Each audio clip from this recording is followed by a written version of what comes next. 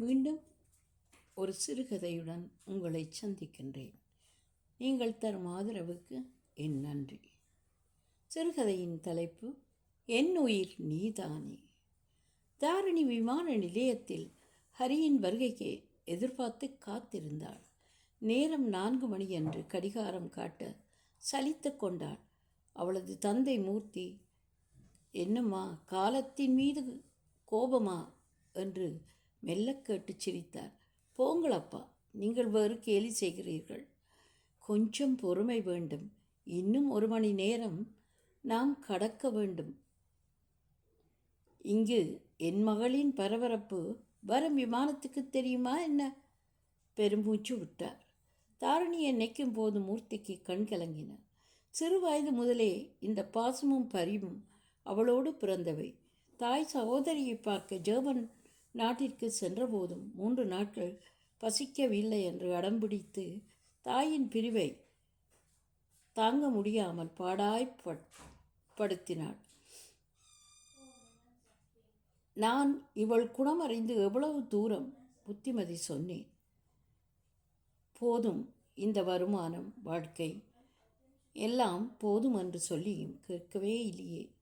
வெளிநாட்டு மோகமும் உழைப்பும் வேண்டாம், ஹரியை அனுப்பாதே என்று கேட்க முடிந்ததா அவளால்? இல்லவே இல்லை. நாமும் 4 பேரைப் போல நன்றாக வாழ வேண்டும். இப்போது என்னம்மா குறைச்சல்? மனம் விட்டு பேசு என்றாலும் மௌனமானாள். ஹரியை வழி அனுப்பிவிட்டு வந்தபோது உலகமே இருண்டது போல் அவளுக்கு தெரிந்தது. காணும் இடமெல்லாம் அவன் தோற்றம். குலுங்கி குலுங்கி அழும்போது இவளைப் போல் ஒரு அசட்டு பெண் உண்டா என்று பலமுறை மூர்த்தி மனதில் கேட்டிருப்பார். தொலைபேசியில் பேசும்போதும் அழுகைதான் மிஞ்சும், பேசுவது குறைவு. தாரிணி போனை வைத்துவிட்டு அழுவாள். நிதானமாக அவளை தூங்கும்படி கூறிவிட்டு தூக்கமின்றி அலையும் போது மூர்த்தி வற்புறுத்துவார். சாப்பிட உட்கார்ந்தால் கண்களில் மின்னும் கண்ணீர் மூர்த்தியின் இதயத்தை முள்ளாக உறுத்தும்.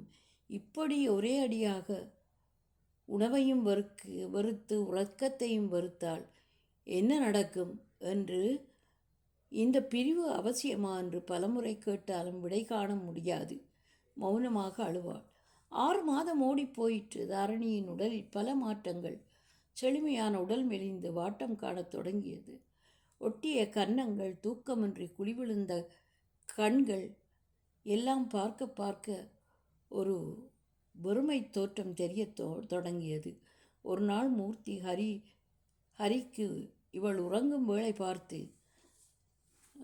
நடக்கும் நிலையையும் இப்போது இருந்த நிலையையும் தெளிவாக விளக்கினார். அந்த செய்தி அறிந்து யாருக்காக நான் இவ்வளவு தூரம் உழைக்க வந்தேனோ அது அர்த்தமில்லாமல் போய்விடுமோ என அவன் மனம் அஞ்சியது. இனி ஒரு கணம் கூட காலம் தாழ்த்தாமல் புறப்பட ஆயத்தமானான். முகாமையாளரிடம் எவ்வளவோ வற்புறுத்தவும் அவர் கேட்கவே இல்லை. சரி, எனக்கு 1 மாதம் விடுமுறை தாருங்கள், நான் மீண்டும் வருகிறேன் என்று சாக்கு போக்கு சொல்லிவிட்டு புறப்பட்டான். ஹீத்ரோ விமான நிலையத்திற்கு வந்து விமானத்தில் ஏறி உட்கார்ந்த பின்னரே அவன் ஊருக்கு போவது உறுதியாயிற்று. 6 மாதம் உழைப்பே பெருந்தொகை.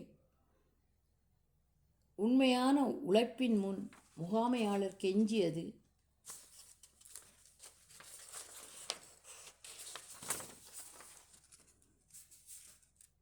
ஒன்றும் பெரிதில்லை.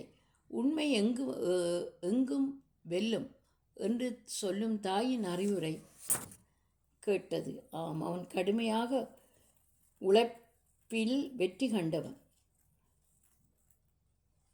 புன்னகை ததும்ப விமான பணிப்பெண் அளித்த காப்பியை பருகியபடி தாரிணியின் சிந்தனையில் ஆழ்ந்தான். அவளின் சிரிப்பும் சினுங்களும் கேட்காமல் ஓடிய 6 மாதத்தை சபித்தான். என்னதான் பணம் தேடினாலும் அழகான வாழ்வில் 6 மாதம் வெற்று புத்தகத்தில் கையெழுத்திட்ட மாதிரி அல்லவா? நல்ல காலம். மாமனார் நடப்பதை கூறினார். பெருமூச்சுடன் பெல்ட்டை தளர்த்திவிட்டு தூக்கத்தில் சரணடைந்தான். வேளைக்கு விமானப்பெண் உபசரிக்கும் போது நேரத்தை பார்ப்பான். இலங்கையில் இப்போது என்ன நேரம் என்பதையும் பார்த்து கொள்வான். கூட்டி கழித்து பார்க்கும்போது சரியான நேரத்தை கவனிக்க முடியும் தானே. ஜன்னலோரம் அவனது இருக்கை இருந்தமையால் வெளியே பார்த்தபோது வெண்மேகங்கள் ஒன்றையொன்று துரத்திச் செல்வது தெரிந்தது. கீழே தெரியும் போது இவ்வளவு உயரத்தில் பறந்து கொண்டிருக்கிறோம் என்று நினைத்தான். தாரிணி இன்னும் அரை மணி நேரத்தில் புறப்பட்ட விமானம் தரிப்பிடத்தை அடையும் என்று ஒலிபெருக்கி கூறும்போது அவளின் மனம் பொங்கிய பாலாக மகிழ்ச்சியில் ஆண்டது. தாரணியின் கண்களில் கண்ணீர் பெருகியது. அப்பா உள்ளே போவோமா என்று கேட்க, சற்று பொறுமை அவசியம். அவர் பரிசோதனை முடித்துவிட்டு வெளியே வர இன்னும் அரை மணி நேரம் ஆகும் என்றாள். இன்னும் அவளது அவசரத்தை பார்த்து நிலாவை தூக்கி கொண்டு உள்ளே சென்றார். இருவரும் ஒரு இடத்தில் அமர்ந்தபோது எல்லா வேலைகளையும் முடித்து கொண்டு வெளியே தன் பெட்டி படுக்கைகளுடன் சுமந்து தள்ளிக்கொண்டு வரும் வண்டியை தள்ளிக்கொண்டு வரும்